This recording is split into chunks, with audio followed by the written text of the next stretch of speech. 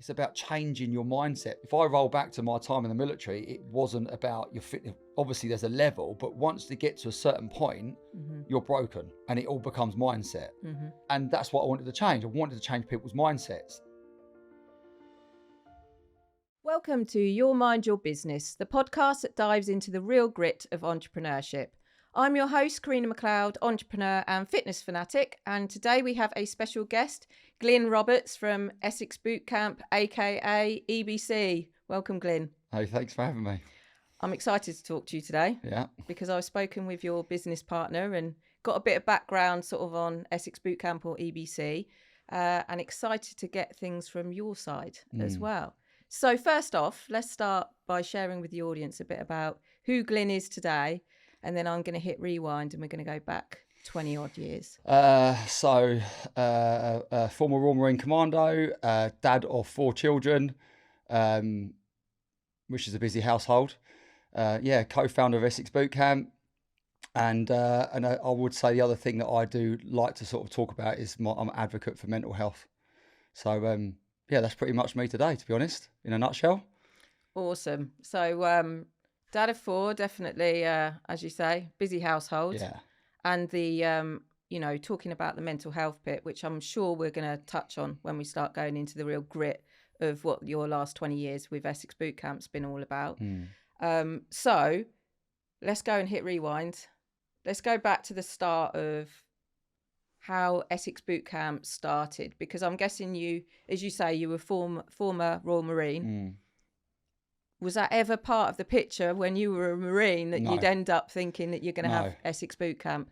No. So it is a bit of a long story, I suppose, but how it all EBC started was, hang on, I'm trying to roll it back now. So whilst I was when I come back from Afghanistan, I got asked to go and give lectures and do like a small recruiting drive for my time of being in Afghan. This is in 2002. So I used to go around in Ipswich and do and speak to colleges, universities, and they started asking me to do like PT sessions and group PT and all this kind of stuff. And because part of my job was to recruit for the Marines at that point, so I'd have these young lads that walk into the careers office and go, I want to join the Marines. There was part of me that I just didn't feel like just giving them a piece of paper and there you go, sign the dotted line and, go to Lympstone and do 4 days selection and then see if you get through that. That just didn't wash with me. So what I started doing is these young lads would rock up and I'd say, brilliant, but before I sign you up, I want you to turn up tomorrow with the shorts and t-shirt and meet me at the careers office. They're like, okay. So they turn up. And then what I would do, it was cruel to be kind. So I would then say to them, right, go get changed and then meet me out the front of the careers office. This is in Ipswich. So they'd get changed and I'd say, right, keep up with me. And I would bolt it off through the high street, all the way into this park, at this massive hill. And, my cardio was always pretty good back then, so it should have been. And 9 times out of 10, I'd get to the top of this massive hill and they wouldn't appear. So my attitude was, well, if you can't keep up with me for a 10-minute run, I'm not sending you to Lympstone. 1, it looks bad on me, and 2, you're going to fail. You're going to fail 4 days. It's as simple as that. So I'd go back to the careers office, and the Army and the RAF had an office downstairs, and they used to take bets on who would just come back, and they'd say, oh yeah, that lad just walked in, got his bag and gone home. But if they could keep up with me, in my eyes, ticking the box. And then I would run and ragged around the park, off the bench, all that kind of, this was years ago, all that kind of stuff. And if they could survive 40 minutes with me, I'd say, right, you've got a slight mindset that I agree with. Let's take you back to the careers office, sign the dotted line, send you down to the selection, which is 4 days. So as that time period went on, I started to realise that if I put a bit of time into people, I was getting a better result back from it. So then, through the help of the Royal Navy and the Marines, we sponsored a school and we built the climbing wall in their school, and it's like a sports academy. I can't remember the name of it. And they said to me, if you ever want to use our facilities, let us know. So I thought to myself, right, well, I've got all these young lads that want to join the Marines. What about if I actually really dedicate some of my time to help them? So what I did is I used their sports hall and I set up a mini selection, which is selection for the Marines is PRMC, Potential Royal Marines Course. I think it's changed the name of it now. So I got them down there and I bleep tested them. I did the press up, pull up test. I did this like a mini obstacle course and all this kind of stuff. And I scored them because I'd been down to Lympstone to understand how they scored selection. Scored them, I lined up, and I think it was 15 young lads. I lined them all up and I went pass, fail, pass. The ones that failed, I won't send to Lympstone. I won't sign their paperwork. And all of the ones that I said that I think the passed would go to Lympstone. Out of the 12 guys, I believe, that went to Lympstone, I think 11 passed. And it was the highest pass rate from one careers office for any Royal Marine selection that they had. And I was in the Navy News for it. It was like a little claim to fame back then when I was about 21. Because I realised that I put some time into them. And then anyway, years went on. I went to Iraq and did all of these bits and bobs. And when I was leaving, this has gone a few years later down the line, I'm back in 40 Commando in Taunton, and I'm packing up my kit, and I hear a knock at the door, and this lad walks in. He's got his green beret on. I don't know him. He's a young lad. And he's walked in. He's gone, Glynn. I was like, all right. And he went, do you remember me? I was like, no. And he went, the lads that you trained up to go through selection at Ipswich? I went, right. And he went, I'm one of them. I went, oh, right. And he went, I just want to say thank you. I heard you were here. And I want to say, if it wasn't for you, I'd never be wearing my green lid. And there was a moment I was like, I feel quite good about that. It was a buzz. Mm-hmm. And I thought, because I put some time into him, he's now stood there with a beret on his head, which anybody that knows anything about the Marines is hard enough as it is. It's very, very hard. So I got a bit of a kick out of that. Anyway, so I've left the Marines. I've gone to do close protection. That was what I was leaving to do. And then, roll on months down the line, me and Jim reconnect. I knew Jim from school. I'm sure he's already told you that. And we were going out, funny enough in Southend, we were talking about that earlier. We were going out in Southend at the time. And Jim was working out of a big commercial gym at the time, doing really well. And he said to me, you should get into the fitness industry. You're obsessed with fitness. And I was like, yeah, but I'm going to go and earn a fortune doing CP. And he was like, yeah, but you don't get shot at doing that, being PT and all this kind of stuff. So, I still was going down the routine of doing close protection. And then I decided to go and get qualified as a PT at the same time. So I went and done that. And then Jim was like, what are you going to do? And I went, well, I don't want to work for a gym. I don't want to work in a commercial. I just don't want to be a PT stood by a treadmill with what I call hairdresser talk, what you're up to later today. And I wasn't interested in that. So then and then started doing this outdoor thing, and it was just called boot camp back then. And Jim's like, you can't do that to people. I'm like, what do you mean? You can't just thrash them around the field and make them crawl through puddles. I'm like, well, you can. He went, you don't do that. This was 2007. And he went, no one does it. And no one was doing it at the time. And I was like, yeah, but it's not about the fitness. It's about the mindset. It's about changing your mindset. Because if I roll back to my time in the military, it wasn't about your fitness. Obviously, there's a level, but once they get to a certain point, you're broken, and it all becomes mindset. And that's what I wanted to change. I wanted to change people's mindsets. And then it went from there, really. We just started the business. Jim was working for a small gym at the time, and I started doing it. Started taking on, it was like 2 or 3 members at the time. But then I started a second job where I was doing abseiling. So when you see all those nutters hanging off huge buildings and just washing windows and repairing stuff, that was what I was doing. And then I was sleeping in a car as well. So for about a year, I used to sleep in the car because I couldn't afford any fuel to drive around, which is a big part what people don't realise about what we were saying about starting a business. And then eventually Jim come on board and started taking sessions, I think about 6 months into it. And it just sort of progressed from there. So you're sleeping in your car. Yeah. I love the story. Actually, I'm gonna go back a little bit further on that. The fact that, that knock at the door was almost like the sign of, I got a buzz from that. And actually I've been able to help people, and being able to then almost take that probably subconsciously, and it's formed the business that you have today, which is incredible. So I think that's, hats off to you for being able to sort of take that to where it is, to take it where it is today, which we'll come on to more shortly.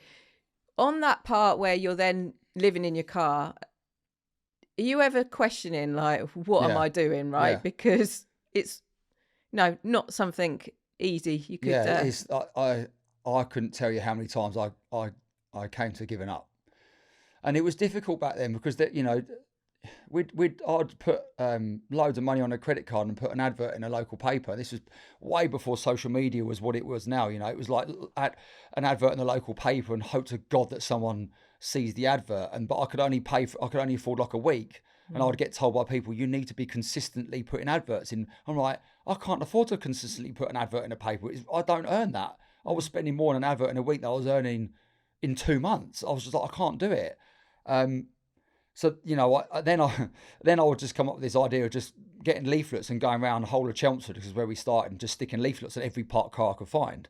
And then I remember this crazy idea. I listened to an interview with Richard Branson, and a lot of the stunts that he did when he started was all about publicity. Mm-hmm. So I thought, well, how do I get attention, right? So I hired if anybody's listening to this and remembers seeing me do this, it's hilarious. I dressed up as a gorilla. This is God's honest truth, right? I got a box of bananas from Costco, wrapped the leaflet around the banana with a rubber band, sat there just wrapping up hundreds of bananas, and walked around Chelmsford High Street dressed as a gorilla, giving out bananas to people. This is just like, a lot of people don't know this, right? Because I can remember coming down the lift, and the lift door in the multi-story car park, the door's open, there's a bloke stood there dressed as a gorilla. Everyone's like, oh my God. I'm like, hi. So I was just walking around, just handing out. And then the council come up to me and told me off because there was banana skins all over the floor. I'm like, my attitude was, well, they're getting the banana, but they're opening a leaflet, at least going, what's that?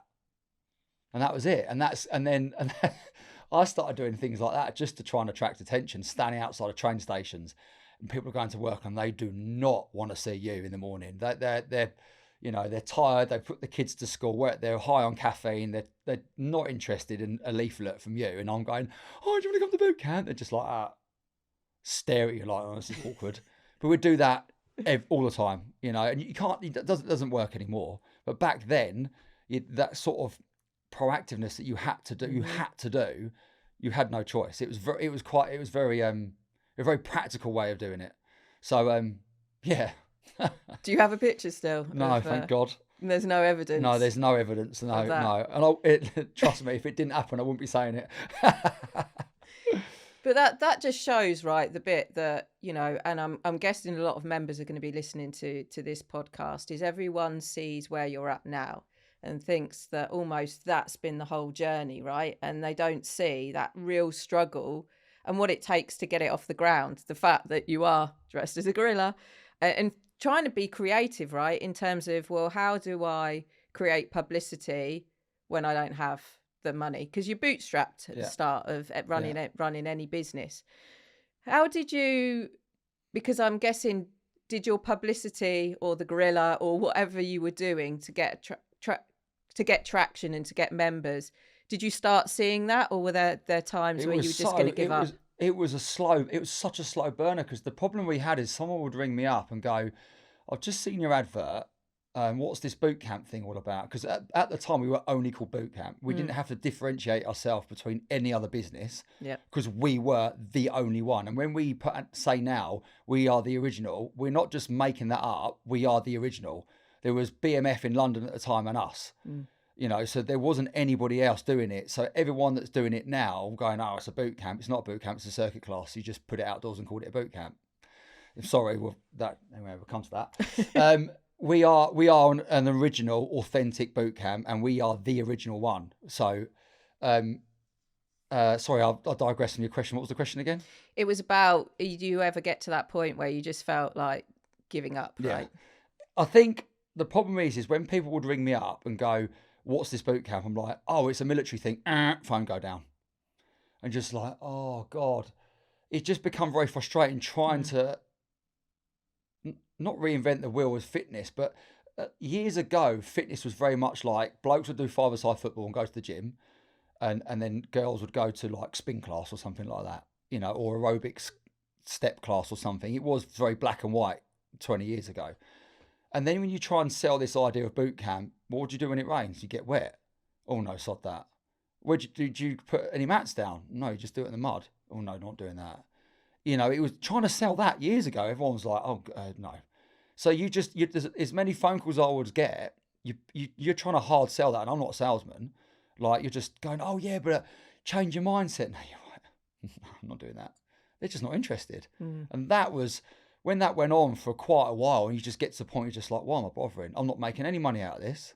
You know, I'm getting up at 4 o'clock in the morning, because at the point I was living in Barkingside, I was driving all the way to do a 6 o'clock in the morning session. Sometimes one or no one would turn up.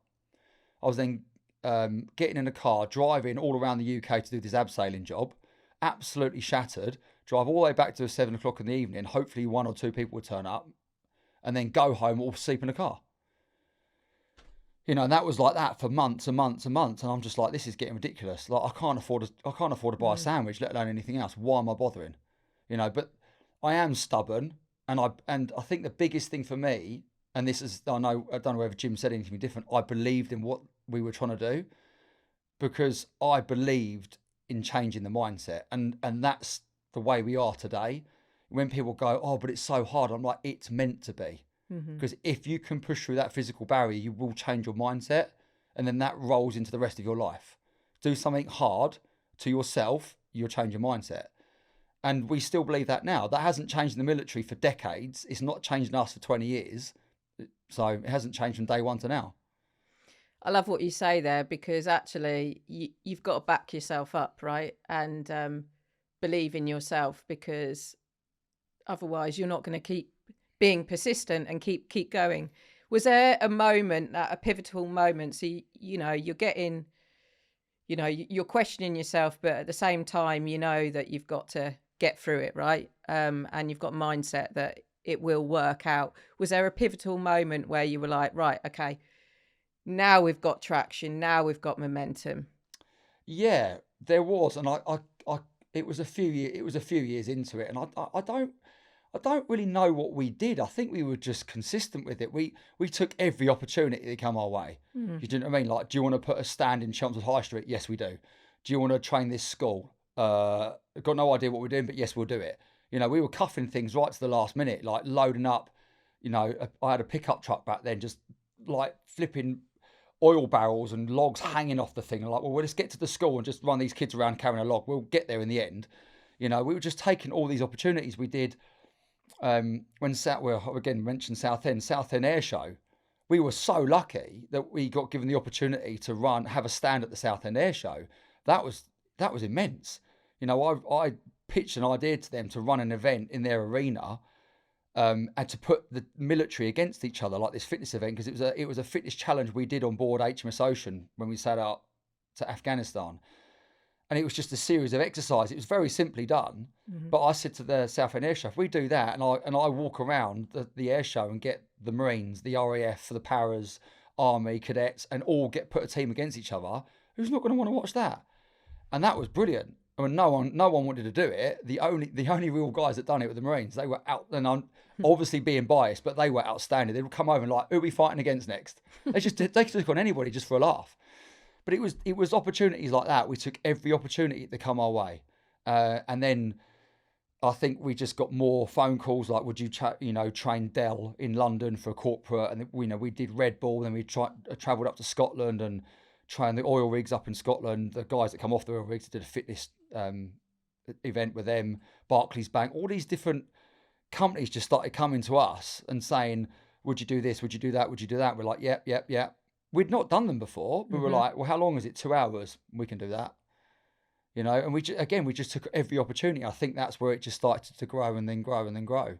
Yeah. And then I guess that's that boost, right? Of actually there's traction here, because the fact that companies want to be part of it. And then you're getting a business going, right? And there's certain things and skill sets that are required to run a business. Did you ever get to a point where you're like, I'm not sure what we're doing here? I'm still at that point. And how to like manage that, because when we took on staff, that was a game changer. I mean, still to this day, it's the bane of our lives. Sorry guys, but it's managing people. It's harder now than it was 10 years ago. And that when it was just me and Jim, we could rely on each other. If I said I was going to be there, if I said to him, we've got a school, no matter what we were doing at the weekend, we were there. And then we started taking on staff. And the thing is, we always had this attitude, well, rather than just paying that person an hourly rate, why don't we give them an opportunity to make money out of the business? They feel part of the business. I remember saying to Jim, I want it to be like Knights at the Round Table. Like, I'm not their boss. I want them to feel like they're part of this family. Because I wanted it, I still had this military mindset of like, we're in it together. Like, if you've got an idea, let us know. We'll run with it. And it did work for a while, but then unfortunately you get a lot of people in business that get the green-eyed monster, and and then you can do everything you can to help them. They try and take the mick out of you, and they stab you in the back. It's happened a lot, and it's really unfortunate, and sad. And then and I think that the repercussions of that is that we then become hardened. So now people are like, oh, can I'm like, no, no, be there or don't, that kind of attitude, because unfortunately you get burnt a lot over the years. So I've answered your question in a long way around, but so when we took on staff, that was the part that I struggled with, and that's the hardest part about it, because you're then, when we wanted to expand across Essex, we can't be everywhere. I was in Chelmsford, Jim was in Braintree, and then it's like, well, I think the next site we opened up, I think it was Brentwood, and it's like, well, we need to get someone in to run Chelmsford while I go Brentwood, because I can't be in both. So then I'd go to Brentwood, and then you'd get phone calls saying, oh, his session was all right, but it's just not you, is it? I'm like, but I can't be everywhere. And then we'd opened up Southend, and then it was another one. We started to expand out and taken on guys, and then we were quite particular on the people we took on, so we fitness tested them. Then I'd watch them take people, to instruct, and then we'd put them through another session, and another session, and another session, until I think they're up to standard. And then you give them free rein to run a session. Then you get a phone call, he made us lepical like 500 meters. I'm like, oh God, why would you do that? Like, you wouldn't want to do it yourself. Just non-stop problems all the time, and that to me is the hardest part of running the business. Like, Jim's way better at running the business than I am. Like, he's got a much better business mind than me. We're the brains of the brawn behind it. Put me in front of 200 people and I'll crack a session. Put an event together, no problem whatsoever. But running the actual business is not my forte. Luckily we have Jim for that. But the staff was the turning point. That's when it got difficult. But I guess it's difficult. There's this push and pull, right? There's a frustration because you need the staff to grow. But if the staff aren't doing what you need them to do, it's holding you back as well, right? Yeah. Did you ever feel like, because you grew quite quickly, right, into all the different sites that you get, did you ever feel like we're growing too quick, that you wanted to pull it in? Or was it more a case of we need to continually grow faster but we're not getting the right staff? Good question. Initially, we wanted to dominate Essex. We wanted to expand, lock down as many of the major towns as we could, and sort of put weight behind it. And be like, look, we're here. This is our patch. Essex is our patch. And it did work, because other companies would start up, but we had the reputation. We've been going a long time. And without blowing smoke up my bum, we are very good at what we do. We just are. We are good at what we do. And then years went on, and then you realise that when you're starting to have staffing issue, it's like get a text message, oh, I can't be there because of, my cat died or something. They're just like, brilliant. Oh, it's raining. Do we still have to be there? You're like, wow. I can't cover that session because I'm over the other side of Essex. So who's going to cover that? Or someone doesn't turn up. You've got 10, 15, 20 people waiting. Where's the instructor? I don't know. It would just be every excuse under the sun. And that's where the pressure come from, because your reputation relies on that person, is reliant on that person, shall I say. And if I've had a lot of phone calls over the years where that particular instructor has done something wrong, argued, whatever it might be, and they're like, right, I'm going to put something on Facebook about Essex Boot Camp. It's like, I know you're annoyed, but it's not about Essex Boot Camp. Moan about that person for being a wally, but don't moan about us, because I'm sorry, that wasn't us, if that makes sense. But they are our reputation in that area. Yeah. And when we was expanding out and trying to find people to run franchises and stuff, and you'd sell a franchise to someone, they're like, right, I'm going to start in Whittam, Wickford, wherever it might be, and they'd start up a franchise. And most of them would start with really good intentions. I'm going to smash it. It's like, and they'd advertise, whatever it is. And then after about 6 months, they took their foot off the gas. It's like, well, why our numbers dropped down? It was because, you've taken your foot off the gas. You're running a business. You bought a franchise. I always say, you know, everyone knows what McDonald's is. If you stuck it in the middle of nowhere, no one's going to go to it because they don't know it's there. You still got to tell people it's there just because it's McDonald's, and everyone in the world knows about McDonald's. And it's the same with us. Like you put a franchise guy, right, would bounce off our reputation, be like, I want to buy a franchise. I want to start it in that town. I'm going to absolutely kill it because you're killing it in Chelmsford. Okay, brilliant. And they're not. And literally months later, like, oh, I don't know if I want to do this anymore. You signed a 2-year contract. You know, you've got to put the effort in, reap the benefits from the hard work. Yeah, but I don't know if I want to be working it late in the evenings. Fitness is the wrong industry. And I hear you with the people, right? Just from my own experience, right? And taking that on is a lot. How do you manage that frustration, right? Because I know that you've got, you say that you've got your business partner that you can then, you know, you can sort of go to, but there's going to get points where you're going to have to bite your lip, or I don't know. Is it a case of doing something else to let out that frustration, to not just completely rip on those individuals? How do you manage it? Well, first thing would be usually a phone call to Jim because he would say, take a breath, don't ring him. Because if I'd ring him, that's it. Yep. Like, they'd be like, don't ring him, sleep on it for a couple of days, go and train, because that's my outlet, you know. And that's why I talk massively in the mental health about decompression. You need to decompress. It doesn't matter what you do in life, you need to decompress. And that was for me. I need to go and exercise because I can't believe that person's done that, or why they've not turned up, or whatever it might be. And then, you know, usually by then I've calmed down. We've had people nick money. We've had all sorts of stuff over the years. Eventually you just bring them in, sit them down. They dig their own hole. Eventually they just will, because if they're guilty, they're guilty. You know, most of the time Jim would run the conversation. I would just sit behind, like giving daggers at the person, because I'm probably not the best person to deal with that. I wear my heart on my sleeve a bit too much. So Jim's very diplomatic, so he'll deal with that situation way better than I will. And then, you know, and just go from there. The problem you've got is, you know, if you've got someone that's been a bit of a wally, let's say, try not to swear, you've then got to replace that person, and that is not easy. You know, if you work in the city and you work in recruitment or wherever it is, you can go to a recruitment agency and say, I need someone for this, you know, In our industry, it isn't that straightforward, particularly what we do. There is now a lot of people in the fitness industry, but that's because they all want to be the next Joe Wicks on social media. But the face-to-face, being able to stand in front of 20, 30 people of all mixed abilities in all weathers and do something different at every single session, that is a unicorn. That's hard to find. That's rare.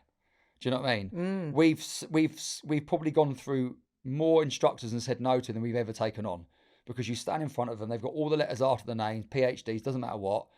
Brilliant. And my attitude is, that's great. You've got a tick in the box. You're covered by insurance, right? Let's get rid of that. Now stick you in front of 30 people and see how you act.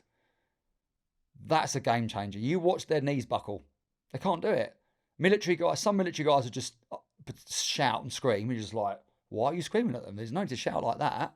They have first names, you know, don't talk to them like that. Or you've got some guys that just have no ability to think on their feet, you know, and that's really difficult because we're quite particular in what we want in someone. You're not running a circuit class in a gym where I can just go, oh, there's all this, it's like being a kid in a candy shop. Well, I just put all that kit out, minute on each one, job done. It's not like that. That's not how that's not how we do sessions. So it's quite bespoke and it's quite specific. So when you have a problem with someone, what we tend to do then is like, right, okay, look, they're actually a really good guy. Let's help them, coach them through it. What can we do? Get them back up to standard, keep the morale high, and hopefully that works. You touched on, I like the fact that you touch on how decompressing, right? And you train and the mental health aspect. Do you find that, you know, just that part of just finding people and you want to expand, or it's not even that you want to expand, you know that you haven't got the right instructors or need instructors because some people have left, for example. So in those situations, like, do you find that your mental health is challenged as well from running a business, and that plays on it that you need to then train? Yeah. Oh, massively. It's an unwanted stress, because what people don't see from the back end of running a business is let's take us as an example. They see us, we're in whatever it is, 25 towns. They see all these sites around and they're probably thinking he's driving around in a Bugatti or something like that. It really isn't. No one's got any idea of how many times me and Jim have not been paid to pay for the wages. I have literally no idea. We put up the membership price. Everyone's like, oh, I'm like that. Listen, if I turn up in a Ferrari the next day, come and talk to me. But you won't. The reason we've done that is to keep the business afloat. The only reason. Wages have gone up. Fuel has gone up. That's the stress. That's what people don't get. And that's very hard. It's got to the point now where I actually think my life in the Marines was easier. Like dodging bullets was way easier because, you knew what you were doing then.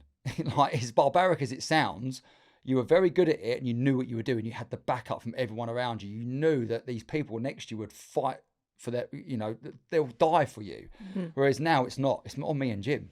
We've got wages to pay. I've got bills to pay. I've got 4 kids to feed, my other half, Laura, just wants to go on holiday and you're just like, I can't. Why not? I've got to work. I can't afford to pay their wages. And then that adds stress because then you're arguing because, you work every weekend and no, I'm working more hours now than I was probably 5 years ago.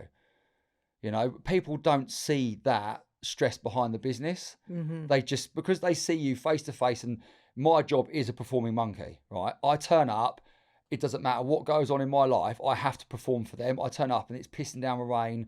I could have had an argument. I've had, old colleagues of mine commit suicide. I've just found out all these things. And in the back of my head, I've not been paid for a month. All of this thing, I turn up to the session and they're like, all right, Glynn, I'm just like, yeah, right, you ready? And in the back of my head, I'm thinking, I don't want to be here. I don't want to be here. I want to be sat on a mountain somewhere. I just don't want to be here right now. But I have to be there. I have to. I have to be there for them and I have to be there for the business and Jim and for my family, and people don't see that. And that pressure, you can't explain unless you've been in it. No, I can completely imagine that part, and the fact that you describe you'd rather be on a mountain as well. So with that, in those situations, I guess that's where you train. Yeah.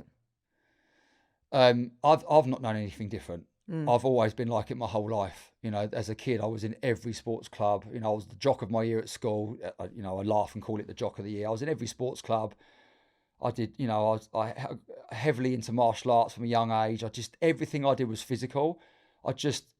Someone said to me a little while ago, have you got ADHD? Because I've got the attention span of a gnat. But anything physical, I love it. Mm-hmm. I love the torture of it. I love the feeling afterwards. I love everything about it,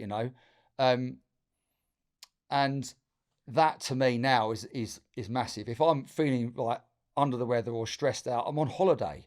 Like, my missus will know. I could be pacing around the pool and she's like, go for a run. Because I'm sure, whether she listens to this or not, deep down she knows that she just gives me that 45 minutes to an hour, I'll come back a better person. Because that's just me. I can't change the way I am. Mm-hmm. I have to exercise, and it's, it's my coping mechanism. And I just think that it's the endorphins and how you feel at the end of it. It doesn't matter how hard you train. It's just exercising. And I say this to people all the time, just go and do something, a bit of physical, strenuous, something like that. Just do something to make you feel better. Mm-hmm. And it is that decompression. And I learned the hard way when I left the Marines, I'd never decompressed from my operational tours. And that bit me in the arse massively. So now why I use the word decompress is because I think, we did a talk to a company a little while ago, me and Jim, and I said to them, it doesn't matter whether you've been to war or you're a housewife trying to get the kids to school. At that moment in time, you're stressed, you're highly strung, you're anxious, and that moment in time is the worst moment in your life. The kids don't brush their teeth, they haven't had their breakfast, we're going to be late for school, your heart's racing, we're going to miss the train, whatever, I've got the bosses on my case, It doesn't matter what it is, you're stressed. But how are you dealing with that stress? Mm. Like, people don't deal with the stress. You walk around London now, what do you see at lunchtime? Everyone's having a beer. Mm-hmm. That's not de-stressing. I'm sorry, I'm not saying don't have a beer. In the military, we drank a lot, but guess what happened to a lot of military guys? Because alcohol is a depressant. Not saying don't have one, but just don't be relying on it to make you feel better, because it will not make you feel better. Going out for a little jog, going to the gym, it doesn't matter. Go for a walk along the Thames. Who cares? That will make you feel better.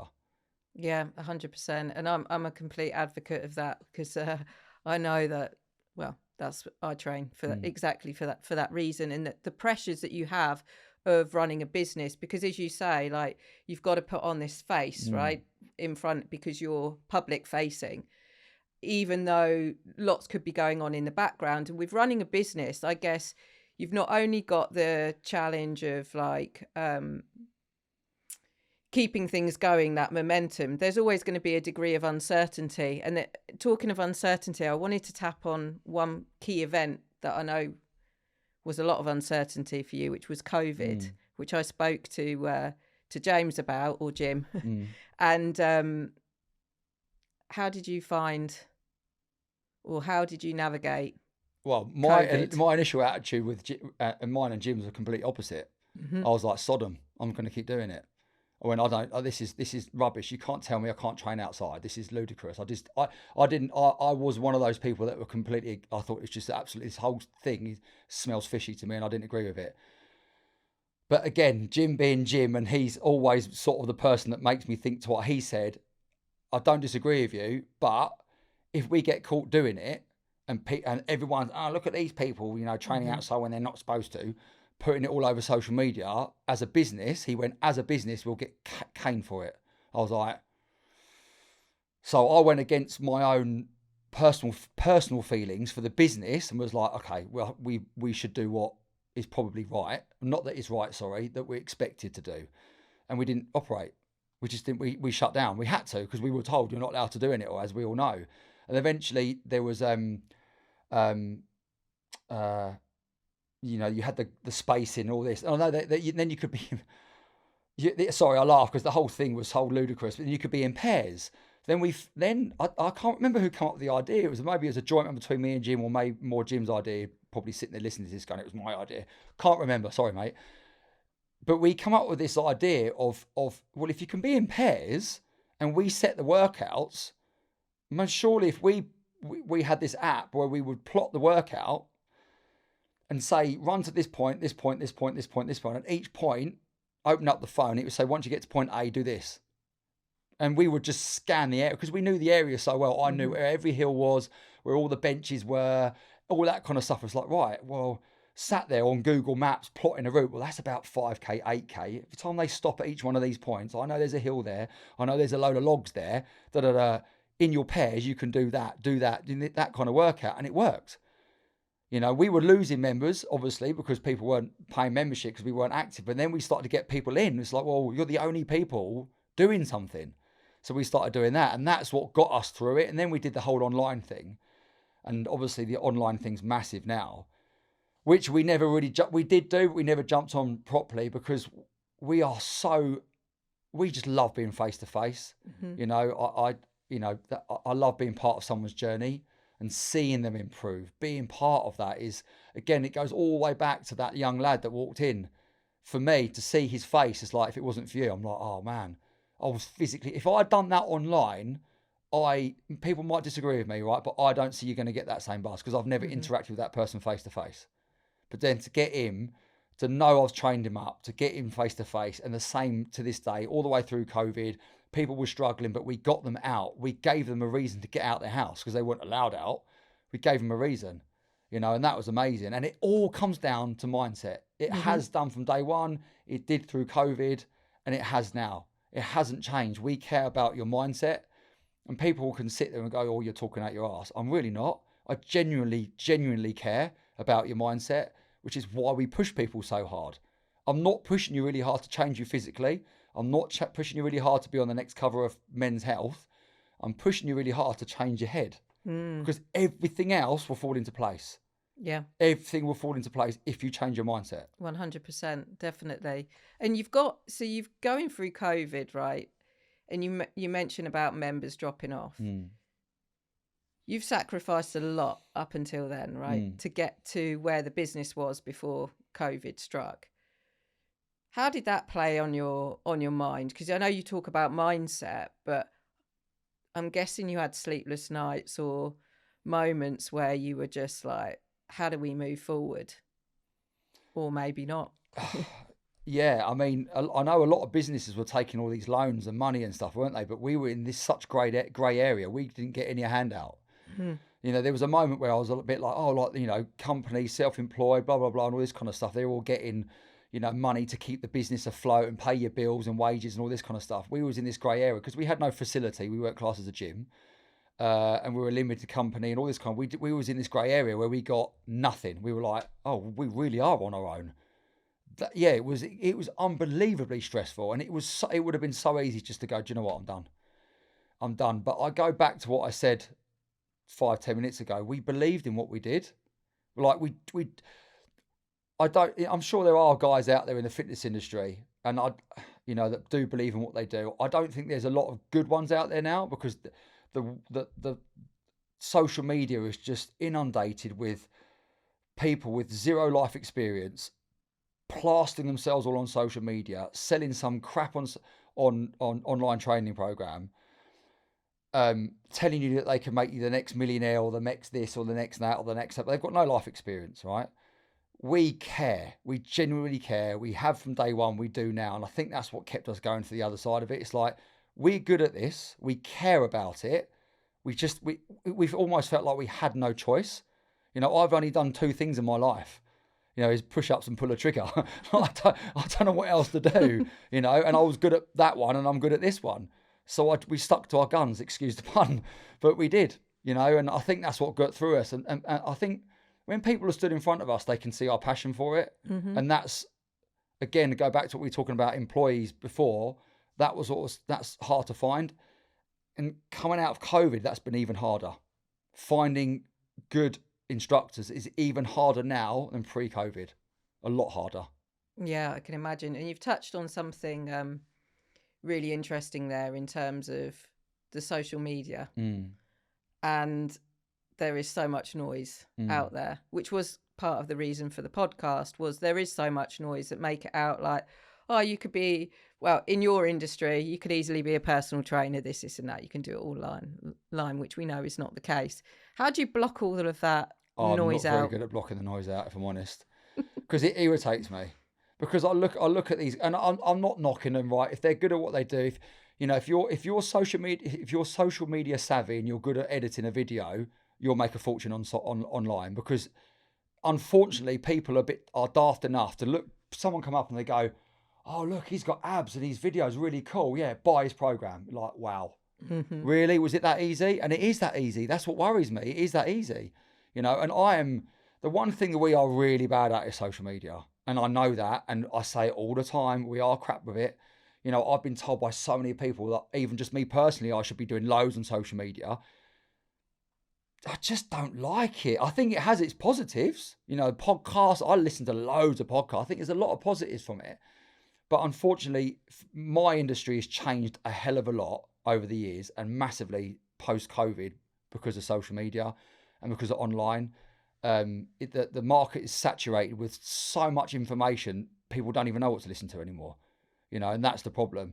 And you've just got to believe in the person that and I think if you meet someone face to face, that better, Yeah, 100%. And do you feel like, at start, you mentioned about being boot camp, like you were the originals. And then you see boot camps popping up on social media as well. So you've got these personal trainers that are selling these packages.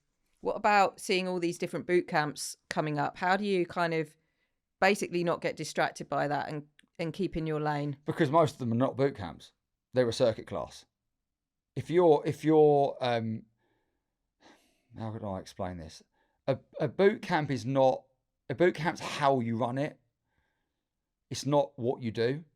So if you get a trainer that sticks a load of kit in a gym studio, a Viper bar, and God knows what else, bits of kit, and puts it around in a big circle and just keeps telling them every week to go around the circle, that's a circuit class. Tell me I'm wrong. That's a circuit class. A boot camp is a military term, right? There's an authoritativeness behind it. It's the way you deliver it. It's the controlled environment. You know, people don't walk off and get drinks whenever they want. It sounds a bit barbaric, a bit relentless, but that's what an authentic boot camp is. It's the human nature is particularly lazy, right? So the whole point of actual boot camp is taking control of that person, right? So that's what we do. You know, you can't do that online. And obviously you mentioned about the other boot camps. I know guys that have run boot camps, and I know old colleagues of mine, Marine friends of mine that have done boot camps, and you are not the ones I'm digging out, because they run or decent boot camps, right?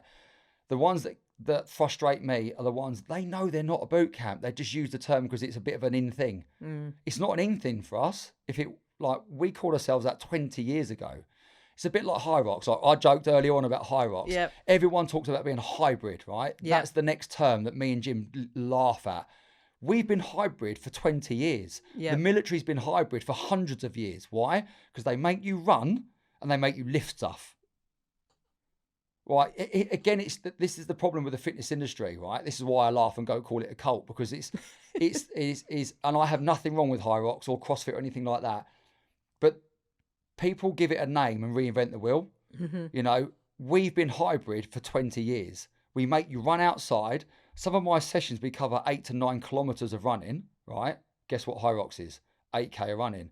We push stuff, we lift stuff, we carry stuff, we lift and carry each other, we crawl on the floor. That's general fitness. Hybrid training is being generally fit. I've always believed that you should be able to run a little bit, move your own body weight, lift and carry stuff. No one says you've got to run a marathon, ultra marathon. No one says you've got to be able to deadlift 200 kilos. But I do think as a human being, we should be able to do these basic things. And that's hybrid training. You know, but the problem is someone stuck a label on it and everyone's now like, oh, I'm now a hybrid athlete. No, you're just into fitness, mate. Years ago, it was cross training. You know, years ago, it was called cross training. Do you cross train? What does that mean? Well, I go to the gym on a run. Yep. Now they've just given it a new name and everyone wants to put it on their T-shirt. It's hilarious, but it's like the fashion industry. It just goes round in circles. And I can say that because I've been in this industry for 20 years. I'm not talking about backside. I've seen it, you know, and it will do it again, you know. So, but we've been doing it for that long. But then the challenge there is that you end up with lots of competition, right? And then you've got this other challenge that you say of post-COVID, where trying to find the right people to take on the sites. What keeps you awake at night? Oh, God. That's another podcast.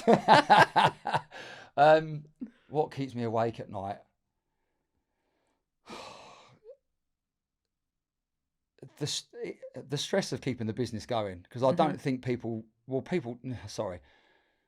they don't need to know, and they don't know. People don't realise how many times we've come to shutting it. They don't. They've got no idea the stresses that we go through to keep this business afloat. And believe me, it isn't for us. It isn't about the money, because if it was, I'd do another job. I don't, you know, I'm not going to get personal about the finances and stuff, but if it was about the money, I would do another job. I'd do it. We do it because we care. We do it because when you get people come up to you and go, oh, I used to be on antidepressants, but I don't anymore because of what you do, because of what you made me go through. Or you get someone, you know, I'm going to name drop someone over in Brentwood, Jane. She's not been with us that long. She sent me this amazing message where she's like, I've never done anything like this in my life. You've completely changed my life. And I've had so many messages like that over the years. That keeps you going, because, you know, I know people that have been on the brink of suicide, of depressants and hating life. And because of the community and what we make them do, and it is horrible, it rains, it snows, whatever it might be, but that feeling you get afterwards is euphoric. You don't get that standing on a cross trainer for 20 minutes. You don't get it. You have to do something that's quite difficult, and usually that comes from someone shouting at you and making you do it. You know, what keeps me up at night is the running of the business. My family is the most important thing to me. So, and you know, I'm a very you know, I'm a bit of an old school attitude when it comes to being a bloke. It's like, I'd love it if my missus didn't work. I'd love that, you know. I'd love the fact that I could provide for my whole family. It would, you know, at one point, it was through the years, we thought that's the way we were going to be. We thought we're killing it here. We're absolutely killing it. COVID, you know, and then everything changed. And now, as soon as Jim rings me, Jim used to ring me for a bit of banter and a joke. Now it's something doom and gloom. It's just like, oh, another phone call and another bill to pay, or another this, another that. And it's just never ending now, And it is harder now than it was 5-10 years ago for lots of reasons. But that's what keeps me up at night. Yeah, I can imagine, and I can definitely relate to that as well. But the fact that you talked about what's your driver and your motivator about seeing the results from people, I think is incredible. And I think, congratulations to you for creating that, because I, for one, and I said this on the previous podcast, being a member, I was trying to figure out how long I've been a member, because I was a member when I wasn't living in the country, but about 8 or 9 years actually. But since I moved back to the UK 5 years ago, I don't know what I would have done without boot camp, because it helped me move into a new area, make friends. Yeah. It's sometimes it's fitness, but it's banter. Probably inappropriate banter at many a time. A lot of the time. But just a release, right? Like Absolutely. You mentioned, the decompress. Absolutely. That's what helps us decompress. Yeah. And a lot of people that I do boot camp with have pretty tough jobs.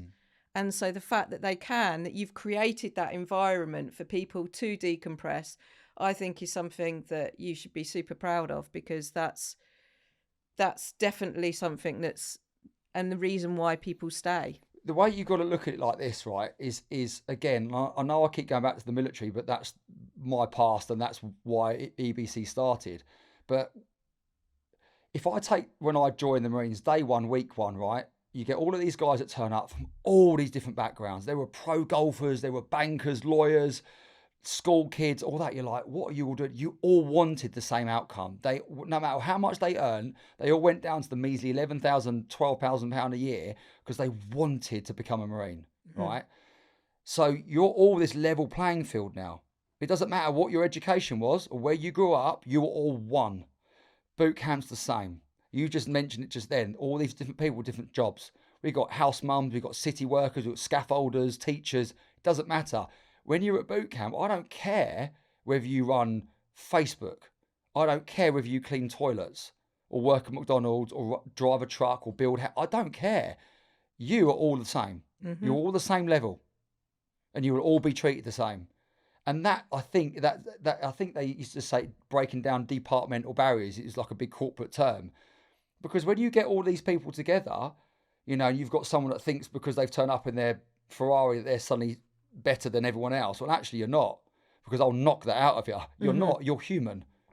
And that changes the game, because now you're running around with all these different types of people. You're getting to know them, And again, like you said, you become friendly with people that you probably didn't think you would become friends with. I work in McDonald's. He's a CEO of a corporate company. He earns $500,000 a year. I earn 10 grand. But we get on really well. And that's why it works. You build that community.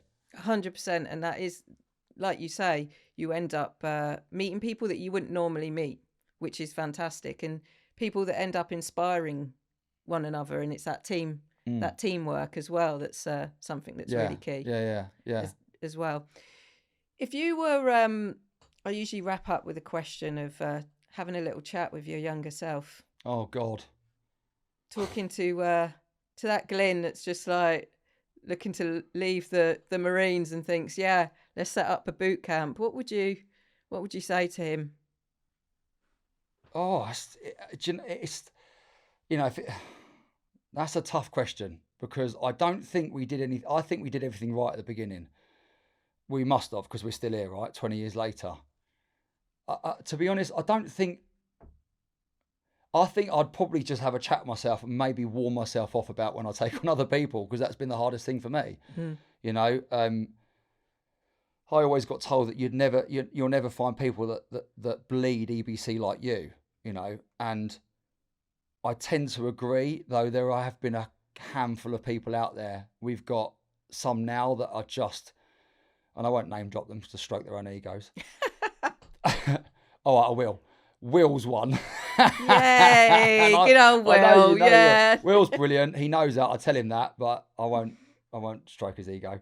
But all jokes aside, we have got some guys that are just brilliant now. We've had brilliant guys over the years. We've had the ups and downs of Wes, obviously come and gone. there have been some guys over the years that just have been absolutely fantastic. Like, and you know, they really have been, and they've gone off to do their own things, and good luck to them. I think if I went back and saw my younger self just as I was starting the business, I don't think I'd tell myself to do anything different, to be honest. I'd probably say take more opportunities. In fact, no, I am going to go back and say one thing. Probably be a bit more proactive on social media, because I am rubbish with it. And unfortunately, now is where you need to be, and I am really bad with it. So if anyone listening want to help me out, please let me know, because I'm terrible, right? And I know that's probably where we could make a big difference. So that's probably the only thing. Just be prepared for online, if you could see into the future. Would you do it again? If you had the option, like, let's say, right, you have the option to start it all over again, would you do that? Yeah. Because we've changed so many lives. And it's not about, it was never about us. It really wasn't. Like I said, if it was about the money, I wouldn't be doing the job. Mm-hmm. You know, I genuinely love seeing people change. I love it. I absolutely love it. Just my one-to-one clients I have now, like, you know, just even this week or last week when they're a little bit stronger. I've got clients of mine that just love running, and I've made them a little bit stronger in their legs, or they're training for a marathon. And they would text me and go, "I'll smash my PB because if it wasn't for your training, I wouldn't be strong as I was." And all of this, you just, how can I not enjoy that? That I would, if you could bottle that up and sell it, that's euphoric. That's an addictive drug. So when you're part of someone's journey and you help change their life, even if it's for an event or a life goal, whatever it might be, that's a powerful thing. And that I love that now. If you could take all the business, and I say I wasn't going to swear, crap away, right? Take all of that away, all of the stress of that aside. You know, if I won the lottery, I'd do it for free. I love that. And it's a great way to end the podcast, is that the fact that your drive is about helping people, and the fact that you are doing that as well is brilliant. So as I said earlier, congratulations. Thank you. Because you are achieving that in what you're doing. So thank you. Yeah. Thank you for joining Thanks the for having podcast me. today. Thanks very much. And thank you everyone for listening. Love this episode? Don't miss out. Hit subscribe on our YouTube channel and follow us on Spotify, Apple Podcasts and Instagram as we continue to keep it real.